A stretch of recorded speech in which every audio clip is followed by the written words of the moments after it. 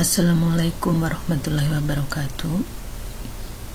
Untuk pertemuan berikutnya, untuk pertemuan kali ini dengan saya akan membahas mengenai review anatomi fisiologi alat reproduksi wanita. Karena memang alat reproduksi wanita itu sangat penting selama proses kehamilan sampai juga dengan proses persalinan ya di dalam keperawatan maternitas. Karena nanti ini sifatnya review sehingga kita agak cepat saja. Yang pertama adalah anatomi panggul. Kita tahu panggul itu terbagi secara anatomi itu menjadi dua bagian ya. Ada bagian keras yang disebut sebagai pelvis mayor, nama lainnya, juga bagian yang lunak atau bagian yang kecil disebut sebagai pelvis minor. Nah, untuk pelvis mayor ini pada panggul ini terdiri dari dua tulang pangkal paha atau os coxae, di mana os coxae ini juga mempunyai peranan yang sangat penting untuk menyangga tulang usus, tulang duduk atau os ischium, dan juga tulang kemaluan atau os pubis. Lalu juga ada satu tulang kelangkang atau os sacrum dan satu tulang tungging atau os coccygeus. Itu untuk pelvis mayor.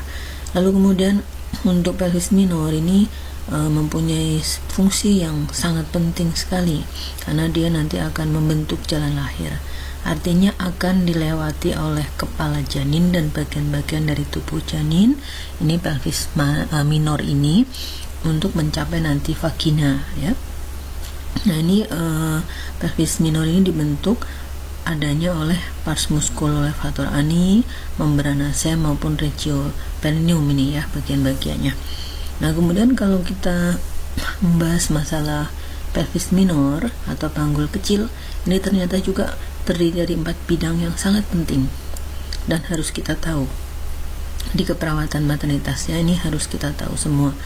4 bidang itu yang pertama adalah pintu atas panggul. Ini nama lainnya inlet atau pintu yang nanti akan dilewati pertama kali oleh kepala janin, sehingga memang janin yang presentasi atau yang bagian kepala atau letaknya kepala itu yang memang bisa nanti lahir per vaginam, karena memang dengan gerakan molase kepala janin nanti itu dibantu oleh adanya his atau kontraksi uterus dan juga power atau tenaga ibu untuk mengedan atau mendorong atau mengedan begitu ya. Itu nanti kepala janin itu mampu melewati PAP, karena PAP ini ternyata juga mempunyai ukuran-ukurannya. Nah, ukurannya nih di slide yang bagian bawah ya. Ada ukuran PAP yang disebut ukuran muka belakang atau conjugata vera atau anteroposterior ya. Ini adalah 11 cm. Lalu kemudian ada ukuran PAP yang melintang atau transversal atau mendatar ya. Ini 12,5. Lalu ada ukuran PAP yang serong atau oblik, diameternya oblik yaitu 12 cm. Lalu bagian panggul kecil atau pelvis minor setelah PAP adalah bagian tengah atau terdiri dari bidang yang terluas dan juga bidang yang tersempit dari panggul. Nama lainnya adalah midlet, bagian yang tengah dari panggul kecil. Lalu untuk bagian yang paling bawah disebut PBP atau pintu bawah panggul, itu nama lainnya adalah outlet. Itu adalah nanti udah dekat ya posisinya dengan vagina. Oke. Untuk gambaran anatomi dari PAP atau panggul baik panggul mayor maupun panggul minor ya atau pelvis minor, ini seperti ini gambaran anatominya. Ini otomatis ada os coxae kanan dan kiri dan seterusnya, itu pelvis mayor. Lalu kalau yang di tengah ini yang disebut sebagai pelvis minor yang ada ukuran-ukuran PAP ini ya. Ukuran PAP kita review tadi, ada ukuran muka belakang atau conjugata vera atau anteroposterior yaitu 11 cm. Lalu kemudian ada yang melintang atau transversal yaitu 12,5 cm dan yang serong atau oblik adalah 12 cm. Lalu gambaran yang lain, ini ada penampang conjugata diagonalis, ini kita lewat aja.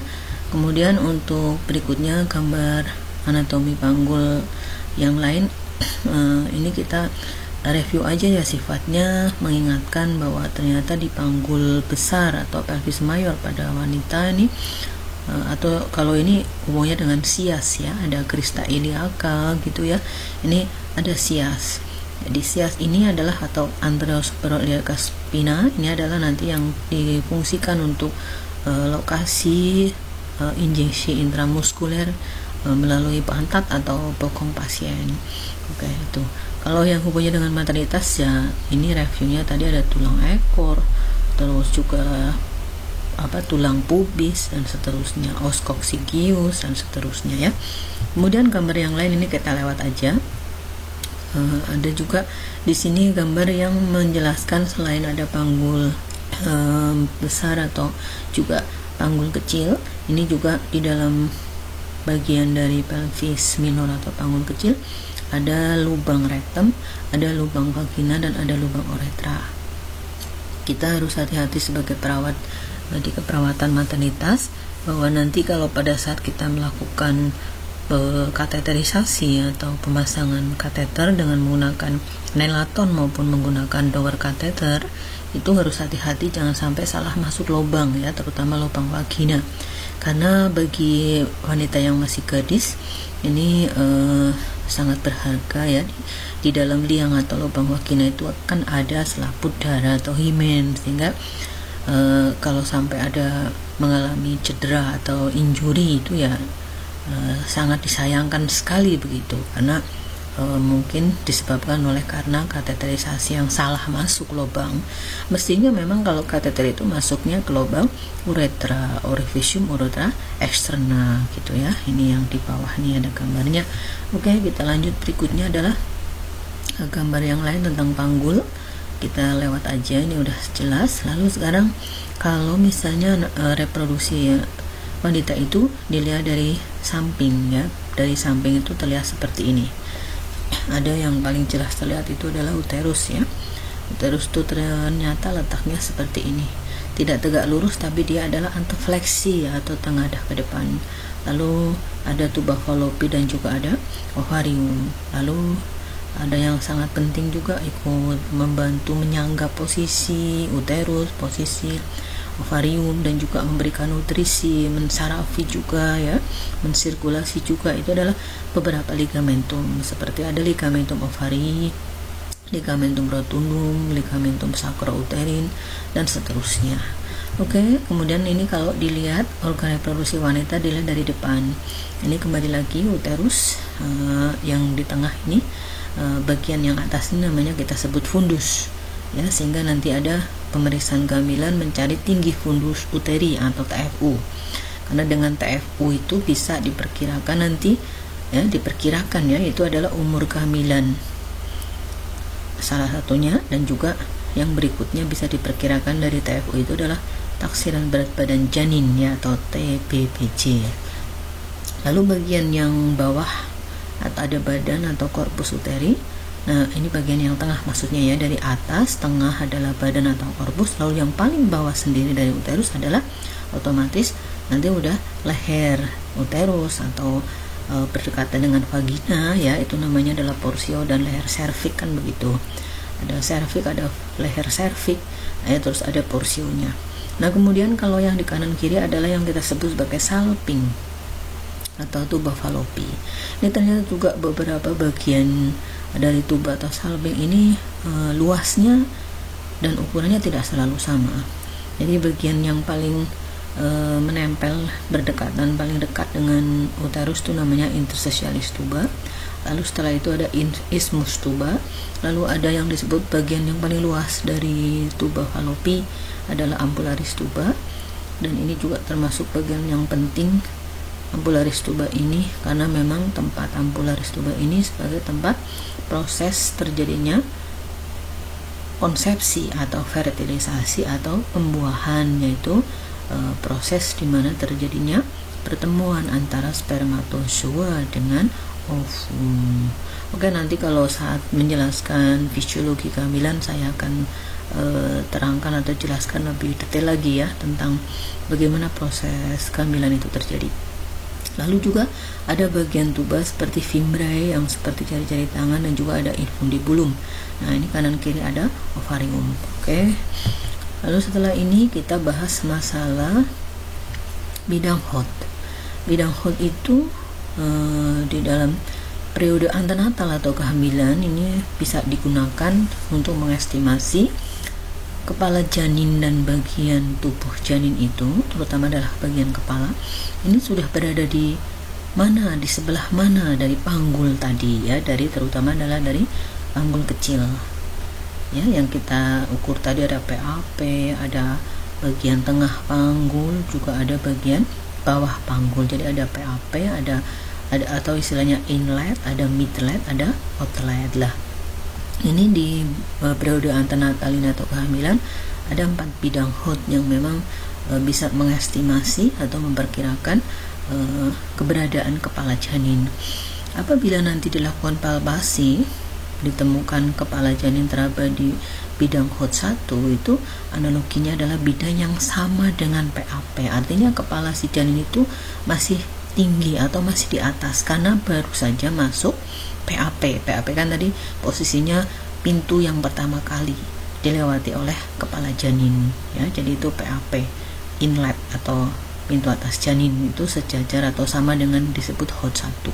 Nah, kemudian kalau terdorong adanya kontraksi his, ada tenaga atau power ibu ya, dengan gerakan molase, nanti kepala janin akan lebih maju lagi atau lebih turun ke bawah lagi sehingga masuk ke bidang hot. Artinya bidang hot 2 ini, artinya ya, bidang hot 2 ini bidang yang sejajar dengan hot 1 namun setinggi tepi bawah simfisis pubis. Jadi tadi kalau bidang hot 1 adalah bidang yang sama dengan PAP, nih kepala masih baru masuk gitu ya melalui PAP, lalu turun lagi ke bawah atau maju ke depan, itu sudah melewati tinggi tepi bawah simfisis pubis atau sejajar dengan hot 1 tapi sudah setinggi tepi bawah simfisis pubis, ini namanya bidang hot 2. Lalu kalau terdorong lagi dengan gerakan molase, dengan adanya kontraksi his ya, kontraksi his itu pada perempuan atau wanita hamil itu akibat adanya tonus otot rahim atau otot uterus. Nah, nanti maju lagi kepala janin tadi sehingga bisa sampai setinggi spina ischiadica. Nah, ini sudah disebut sebagai bidang hot 3 ya, udah berada di bidang hot 3 kepala janinnya, itu bidang yang sejajar dengan hot 1 setinggi spina ischiadica, dan ini bisa disimpulkan insya Allah aman untuk persalinan pervaginam. Nah, apalagi kalau kepala janin tadi itu sudah mencapai bidang hot 4 atau di sini sudah setinggi osakrum atau sudah setinggi ujung tulang kelangkang. Ini insya Allah udah aman untuk persalinan pervaginam. Oke, kita lanjut.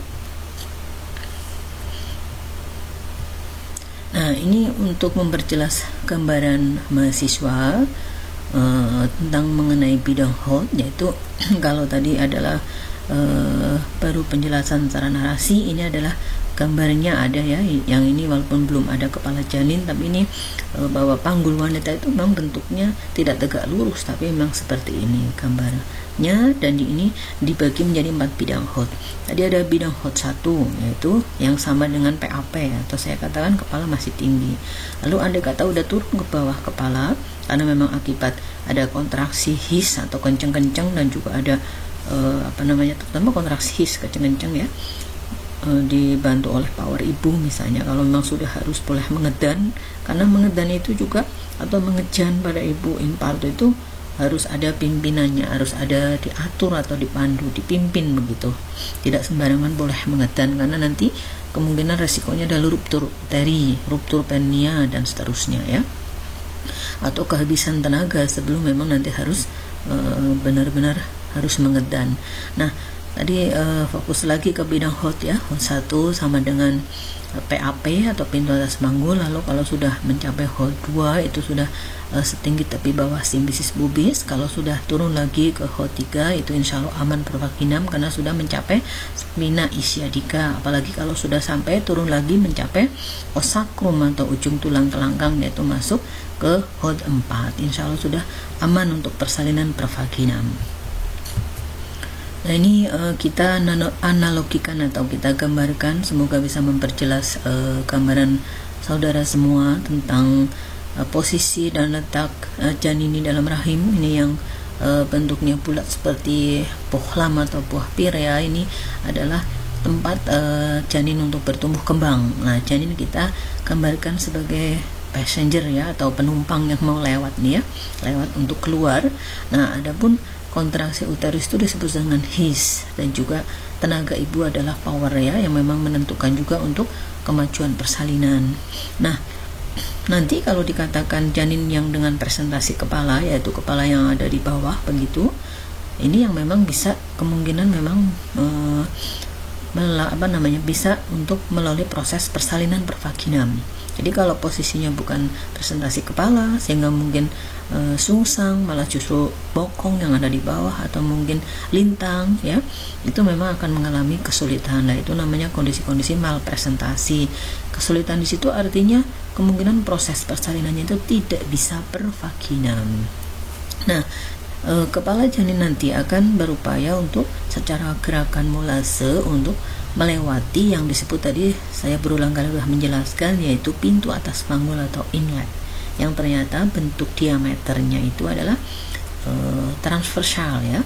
Lalu setelah bisa melewati inlet ini dengan diameter transversal atau mendatar ini, lalu dia akan maju lagi, terdorong ke depan melewati bagian dari tengah ya, tengah dari panggul disebut ruang tengah panggul atau midlet. Lalu nanti baru keluar lewat PPP atau pintu bawah panggul atau outlet, di mana diameternya tidak sama dengan diameter PAP, yaitu diameternya kalau kita lihat adalah bentuknya vertikal ya. Ini janin akan melewati bidang-bidang PAP ini, PAP, pintu tengah ya, atau ruang tengah, dan PPP. Jadi atau melewati pelvis minor yang sangat penting ini sebagai jalan lahir yang harus dilewati.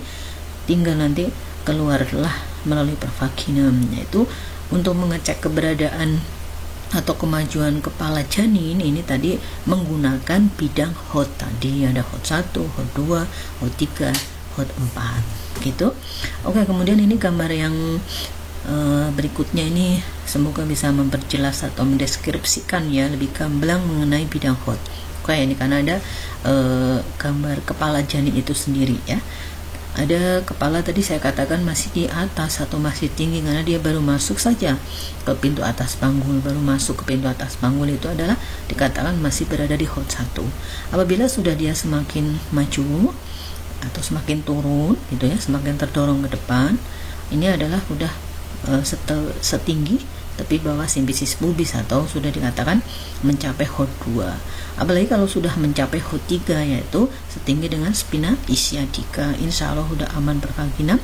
Nah, apalagi kalau sudah mencapai bidang HOT 4, itu sudah setinggi tulang sakrum ya, ujung tulang kelangkang atau tulang sakrum lah, insya Allah itu sudah bisa persalinan pervaginam. Oke, itu untuk bidang HOT. Semoga nanti menambah wawasan ya, dan memperjelas gambaran mahasiswa semua. Lalu kita lanjut slide berikutnya adalah mengenai ukuran panggul luar. Tadi kan ada pelvis mayor. Nah, untuk ukuran panggul luar ini yang bisa diukur adalah pelvis besar atau pelvis mayor tadi atau panggul luar. Menggunakan apa alat ukurnya? Menggunakan yang disebut jangka panggul ya. Di laboratorium kita sudah mempunyai jangka panggul dengan satuan pengukuran cm. Nah, ini ada pengukuran yang pertama disebut sebagai distansia kristarum, di mana akan mencari jarak terjauh antara krista iliaka kanan dan kiri, yaitu kalau diukur dengan jangka panggul normalnya sekitar 26 sampai 29 cm. Oke, itu ada gambarnya juga di samping. Lalu ukuran yang kedua pada panggul luar wanita itu adalah distansia spinarum. Ini mengukur jarak antara spina iliaca antara superior kanan dan kiri. Ini normal standar pengukuran adalah 23 sampai 26 cm. Lalu kemudian sekarang yang ukuran yang ketiga dari panggul luar ini disebut sebagai conjugata externa atau body look ya. Ini posisinya jangka panggul itu berada dari samping, ukurnya dari samping wanita hamil ya, karena memang diukur pada saat si wanita itu atau si ibu itu sedang hamil ini untuk ukuran panggul luar ini. Nah, yang diukur apanya? Jarak dari mana? Adalah jarak antara pinggir atas simfisis dan ujung processus spinosus ruas tulang lumbal kelima. Ukuran normalnya adalah 18 sampai 20 cm. Lalu kemudian pada ibu hamil juga silakan untuk diukur lingkar panggulnya, bukan lingkar pinggang tapi lingkar panggul. Nah, ini diukur jarak dari pinggir atas simfisis ke pertengahan antara spina iliaca anterior posterior dan trochanter mayor secara melingkar. Normal untuk wanita Asia itu sekitar 80-90 cm. Beberapa ukuran panggul lainnya juga ada, tetapi memang jarang dilakukan ini di klinik. Ada seperti distansia intertrochanterica, ini ukurannya cukup luas ya. Ini 29-31 cm. Juga ini ada mengukur tulang duduk atau tuber ischiadicum antara kanan dan kiri. Ini bisa dilakukan kalau kita praktek laboratorium menggunakan jangka panggul, tapi jangka panggul kecil atau mini, namanya jangka panggul Oseander, kan tidak sama dengan yang tadi ya. Ini adalah khusus untuk mengukur tulang duduk antara kanan dan kiri, atau disebut pengukurannya distansia tuberum, yaitu normal 10-11 cm. Ini untuk menentukan apakah perempuan tersebut atau ibu hamil itu mempunyai ukuran panggul yang sempit atau yang kecil. Nah, kenapa panggul pada wanita itu perlu diukur, dan juga ada batasan-batasan atau standar pengukuran normalnya hasilnya ya. Nah, ini untuk membantu mengestimasi, artinya mengklasifikasi, mengestimasi ya. Ini kalau misalnya ditemukan ada pintu atas panggul, tadi kan kita lihat dulu ya, kita flashback kembali tadi tentang pintu atas panggul pada wanita. Selain dengan menggunakan jangka panggul tadi, ukuran panggul luar tadi dari distansia cristarum, supinarum dan seterusnya, ini juga bahwa ukuran pintu atas panggul itu bisa mengestimasi bagaimana nanti seorang ibu hamil itu kemungkinan apakah bisa persalinan pervaginam ataukah harus operasi sesar. Di sini dikategorikan menjadi 3 estimasi pengukuran. Yang pertama, pintu atas panggul minimal. Di sini artinya pelvic inletnya minimal, yaitu memiliki diameter 22 cm. Lalu ada istilah pintu tengah panggul atau mid pelvic, itu adalah minimal, artinya pintu atas panggul pelvic inlet itu minimalnya memiliki diameter 22 cm. Lalu kalau pintu tengah panggulnya atau mid pelvicnya, kalau tadi midlet ya atau midlet pelvicnya itu minimalnya adalah 20 cm minimal loh, ini berarti kan boleh lebih dari itu. Lalu kalau PBP atau outletnya, pelvicnya itu pintu bawah panggul itu adalah sekitar 16 cm. Saya ulangi lagi ya biar lebih jelas. Jadi untuk estimasi pengukuran yang normal, standarnya untuk wanita itu mestinya mempunyai ukuran PAP dengan diameter 22 cm minimal, PAP ya atau pelvic inlet minimal 22 cm. Lalu kalau untuk pintu tengah panggul atau midlet pelviknya itu minimal 20 cm. Lalu untuk PBP atau outlet pelviknya itu minimalnya sekitar 16 cm gitu. Oke. Sehingga dari estimasi pengukuran tersebut bisa juga mempersiapkan diri bagi wanita ini bagaimana nanti untuk melahirkan pervaginam ataukah harus operasi sesar. Nah, ini bahwa besarnya janin juga ukuran berat badan janin itu selain memang ukuran panggulnya si ibu itu sendiri itu ikut mempengaruhi, ikut menentukan proses persalinan itu akan bagaimana nantinya. Karena begini, karena nanti kalau seorang wanita yang sudah diestimasi, sudah diukur panggulnya, terus dia masuk dalam kategori panggul sempit, nah ini memang panggul dengan yang kecil atau panggul sempit itu hanya bisa dilewati atau hanya bisa mengeluarkan bayi yang mempunyai berat badan atau bobot 2,5 kg ke bawah.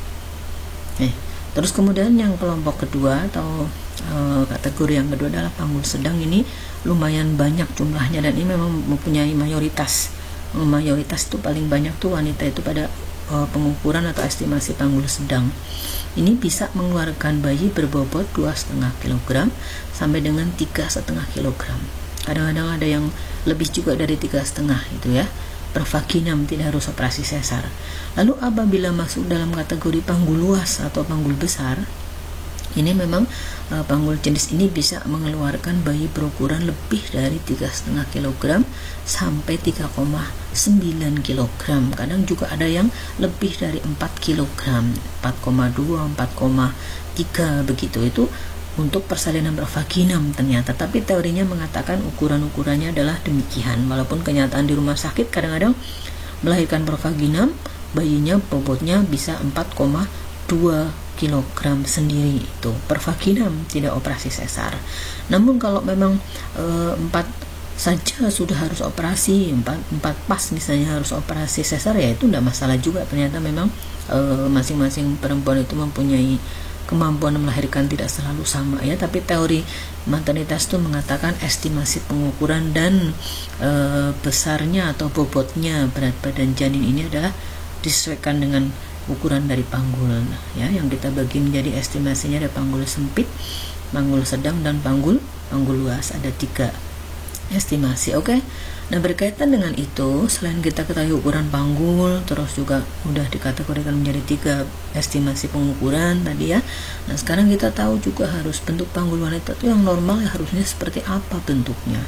Nah, ada istilah panggul ginekoid. Ini memang bentuk khas, bentuk normal untuk wanita, karena memang bentuk ukurannya itu simetris lah, artinya kalau itu andai kata kita analogikan sebuah wajah, itu wajahnya itu ya oval gitu ya, tidak terlalu lonjong, tidak terlalu kotak, tidak terlalu sempit gitu, tidak terlalu luas, tidak terlalu lebar gitu. Sehingga di sini kata karakteristiknya dari panggul ginekoid ini adalah bentuk yang normal untuk wanita adalah batas sampingnya membulat dan luas, diameter transversalnya mendekati bulat, insisura ischiadica mayor bulat, dan arcus pubisnya luas. Lalu yang kedua adalah ada bentuk panggul yang mestinya ini khas untuk laki-laki, bukan untuk perempuan, yaitu namanya panggul android, di mana batas samping bentuk sudutnya runcing, segmen anteriornya sempit dan dalam, arcus pubis sempit, insisura ischiadica sempit dan dalam, diameter anteroposterior juga sempit, utamanya pada PAP maupun PBP-nya, bentuk sakrum lurus, kurang melengkung, dan ujungnya menonjol ke depan. Nah, ini bentuk ini kan beda sekali dengan yang ginekoid tadi. Nah, ini memang sebenarnya nih bentuk panggul android itu adalah khas untuk laki-laki. Semoga tidak ada yang perempuan mempunyai bentuk khas laki-laki ini atau panggulnya android, nanti kemungkinan akan mengalami kesulitan persalinan pervaginam.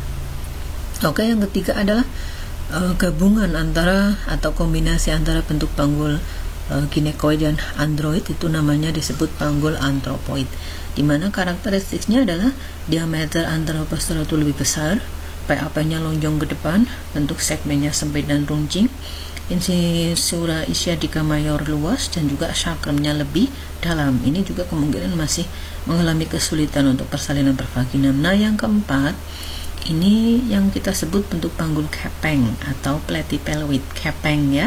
Diameter anteroposteriornya kecil ya, dan diameter transversalnya biasa.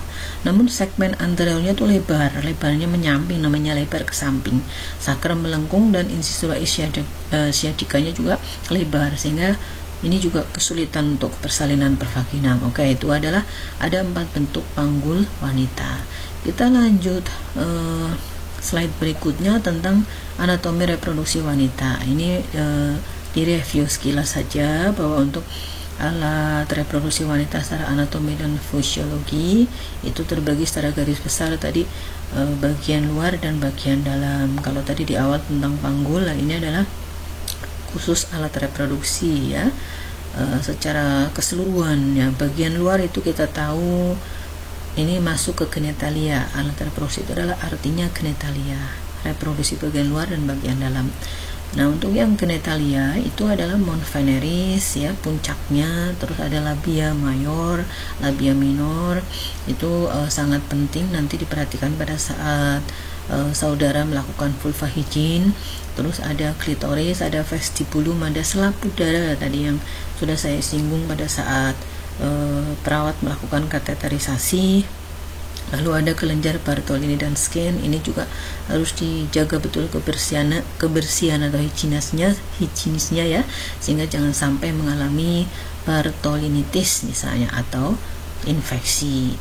Lalu otomatis yang kedua adalah alat genitalia atau reproduksi wanita bagian dalam, dimana dimulai dari liang senggama atau vagina, lalu ada rahim, ada kedua tobi falopi ya, kedua toba falopi atau salping, dan bagian-bagiannya tadi sudah saya jelaskan di awal.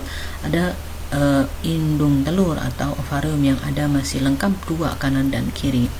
Oke, ini kalau untuk gambarannya seperti ini, alat reproduksi khususnya genitalia pada wanita. Nah, kemudian kalau mau lebih dalam lagi kita lihat ya, lebih cermat juga untuk reproduksi wanita.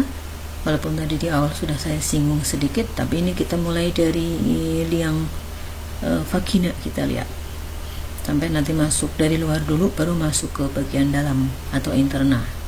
Yang pertama adalah bagian liang vagina atau bagian vagina itu kan masuk ke dalam, ada liang ya, atau ada kanal atau lubang atau liang. Ini bagian liang vagina ini ternyata memang tidak terus rata halus begitu, tapi memang dia alur kasar ya, alur dan ada alur-alurnya, ada coraknya lah begitu, dan kasar. Ini namanya adalah rugae, RUGGAE atau rugae.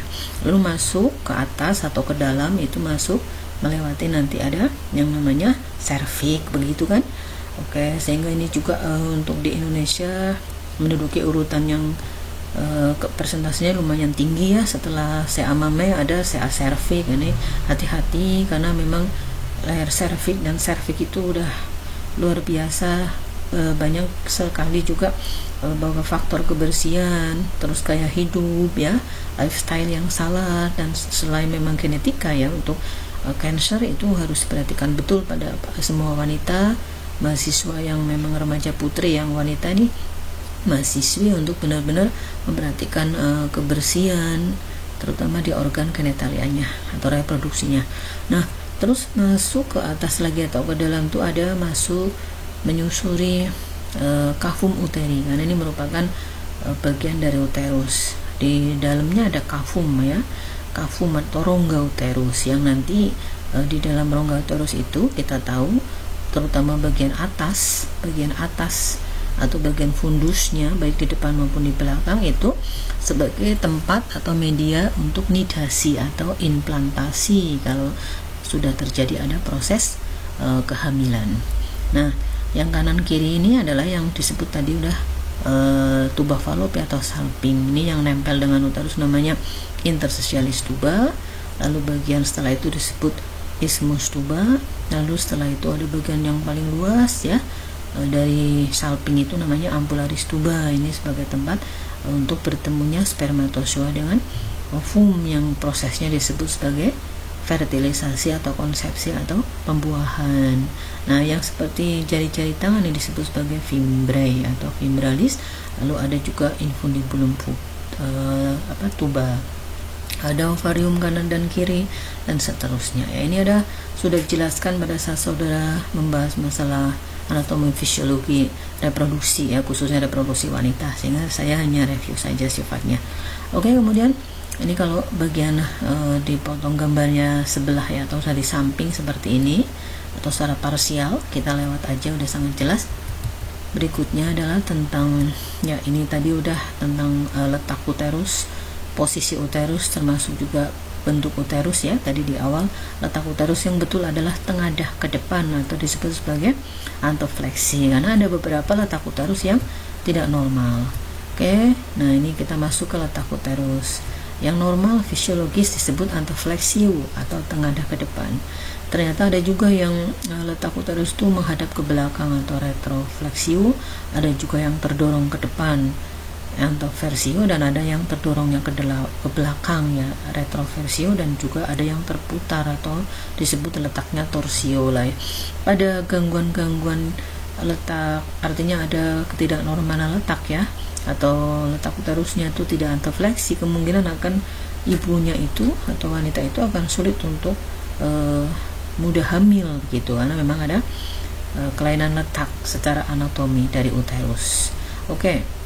Kalau kita masuk ke fisiologi reproduksi khususnya genitalia wanita, kita sebagai wanita itu tidak akan terlepas dari yang namanya mengalami menstruasi, di mana menstruasi yang pertama disebut sebagai menarche, di mana juga ini beberapa faktor ikut berpengaruh ya untuk awal mula perempuan mengalami menstruasi atau yang disebut tadi menarche. Ini terutama adalah umur. Ini untuk semakin tahun itu semakin mengalami perubahan. Faktor apa sih kira-kira yang mempengaruhi pada setiap saat, setiap era ini kok mengalami perubahan usia? Karena memang kalau dulu rata-rata usia menstruasi katakanlah 16 tahun baru mens ya, ada juga yang justru mungkin malah lebih dari 16 tahun.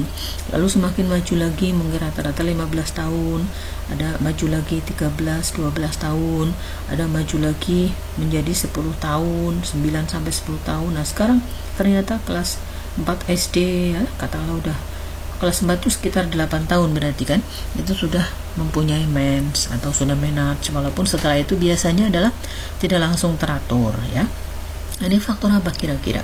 Yang pertama memang faktor nutrisi, asupan makanan ya. Ini makanan-makanan cepat saji atau junk food itu ikut mempunyai peranan yang luar biasa, karena memang juga jenis-jenis seperti ayam bukan ayam kampung lah ya, ayam yang memang banyak diberikan hormon juga untuk pertumbuhan biar cepat besar ayamnya, itu mempengaruhi juga itu kematangan untuk organ reproduksi seorang wanita. Lalu juga selain asupan nutrisi makanan juga ya memang media sosial yang memang luar biasa ya, sulit dikendalikan untuk mengatur agar anak-anak remaja putri itu tidak lagi mudah terpapar ya. Tapi sekarang kan mana lah ibaratnya remaja putri yang tidak mempunyai alat komunikasi atau HP kan, anak TK, anak SD aja udah bukan barang baru lagi ya. Jadi sekedar tidak mainan-mainan saja HP itu, tapi untuk menjaga jangan sampai melihat hal-hal yang memang belum saatnya boleh dilihat itu sulit sekali orang tua, karena ya ada dalam bentuk iklan, ada dalam bentuk apapun itu bisa kadang-kadang itu ikut berkontribusi mempengaruhi tingkat menarche yang semakin tahun ya. Seperti kita lihat zaman sekarang ini banyak sekali kelas 5 SD itu sudah mendapatkan menarche begitu. Nah, adapun untuk secara fisiologi kejadian menarche ini atau menstruasi yang pertama pada seorang remaja putri atau wanita itu adalah dipengaruhi oleh apa saja, oleh siapa saja. Oke, yang pertama sistem saraf pusat dan panca indera. Nah, terutama ini otomatis bagian hipotalamus ya. Ini karena antara sistem saraf pusat dan hormonal itu saling berhubungan dan saling berkaitan.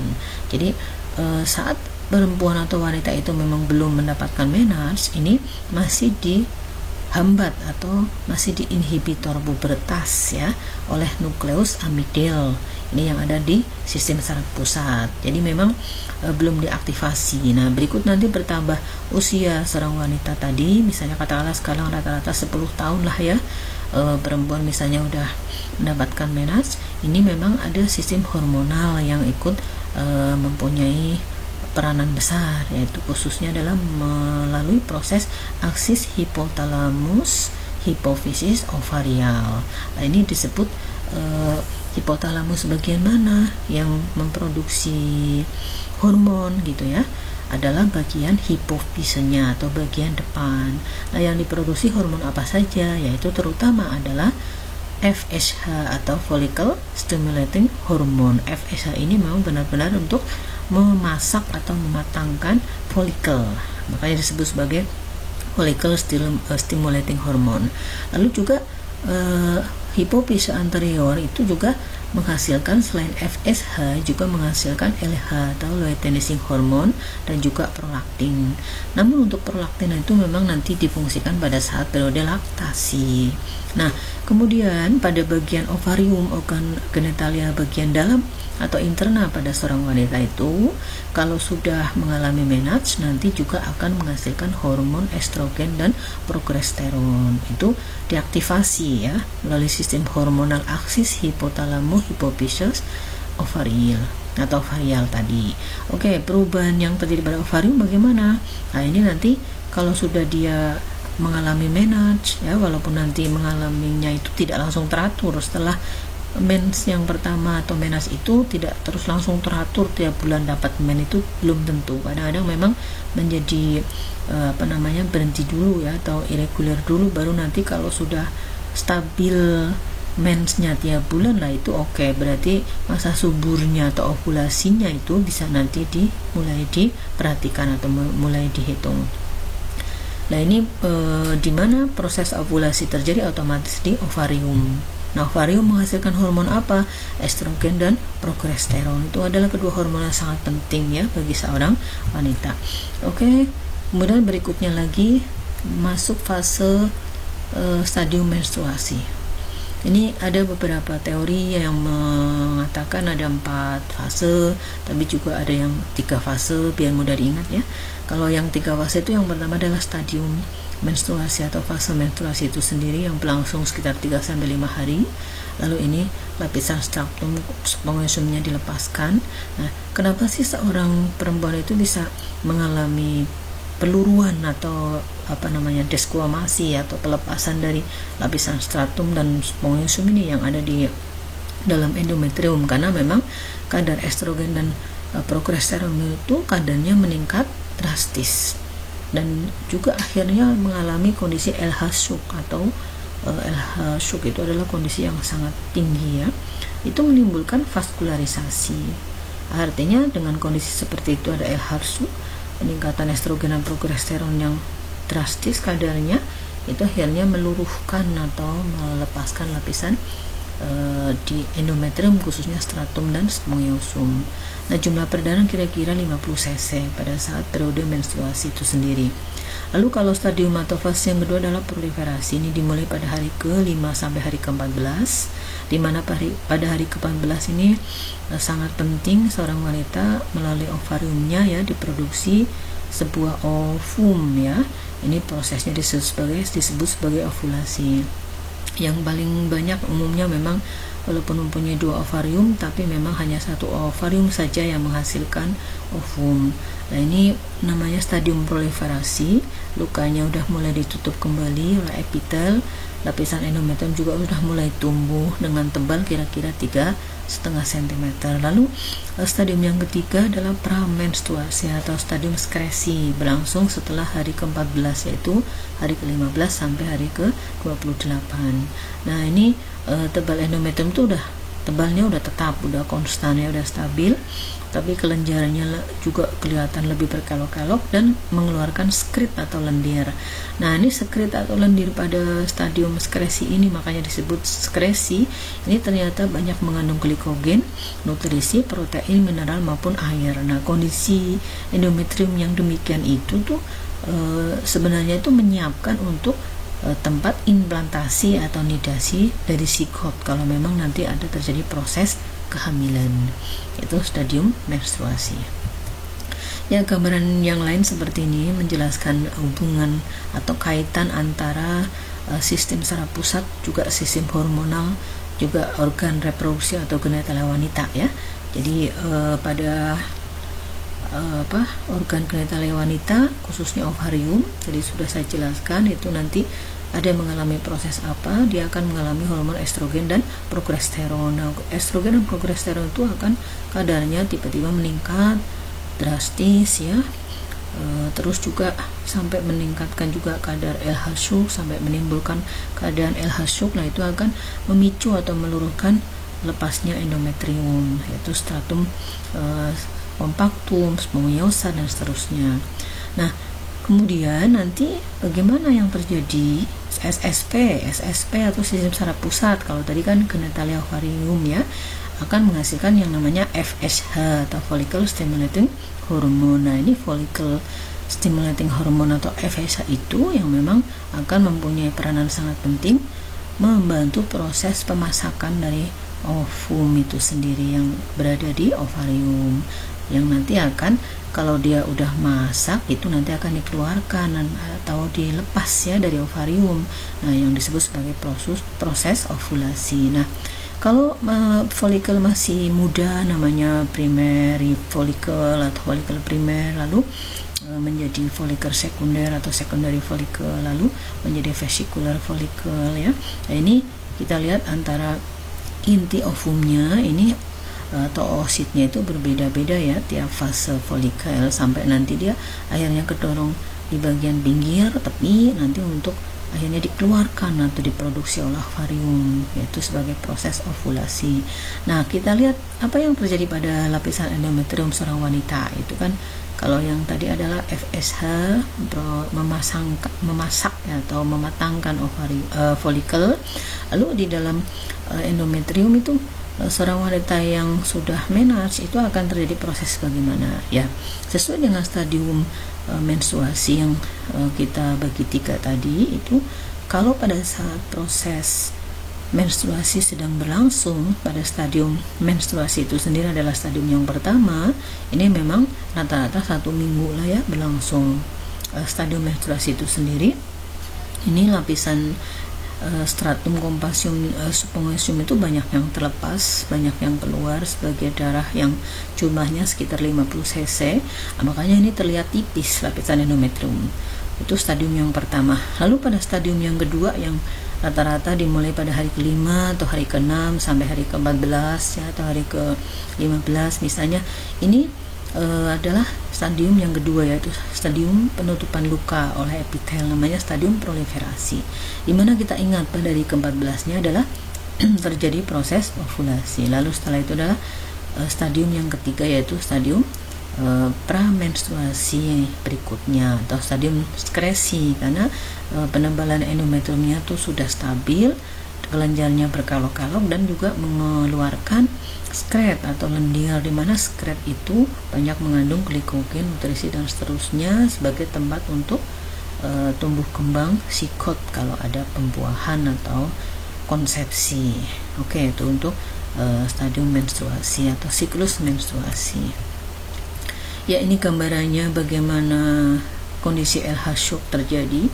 Memang adanya akibat proses atau peranan dari FSH, follicle stimulating hormone.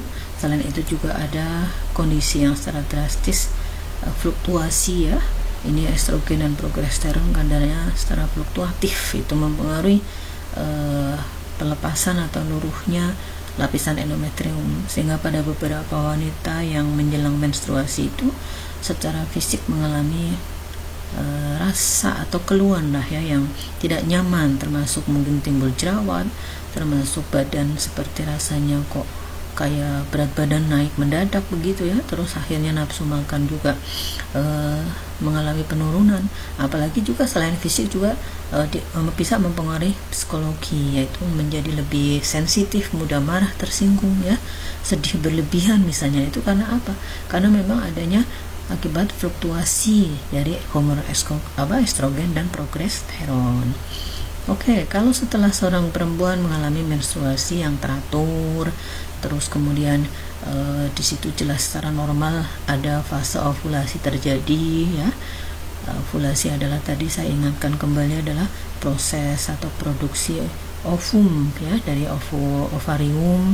Nah, itu nanti bisa diperkirakan atau dihitung masa suburnya. Tapi memang untuk menghitung masa subur secara kalender ini ya, ini memang hanya bisa dilakukan pada perempuan yang atau ibu-ibu yang memang mempunyai masa menstruasi atau siklus menstruasi yang teratur.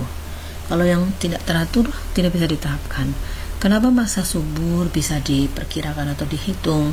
Nah, tujuannya bagi yang sudah married ya, sudah menikah, itu nanti bisa untuk cepat-cepat memperoleh anak, atau juga menghindari jangan mempunyai anak dulu. Itu bisa untuk sebagai alat untuk kontrasepsi atau mengatur cara kelahiran.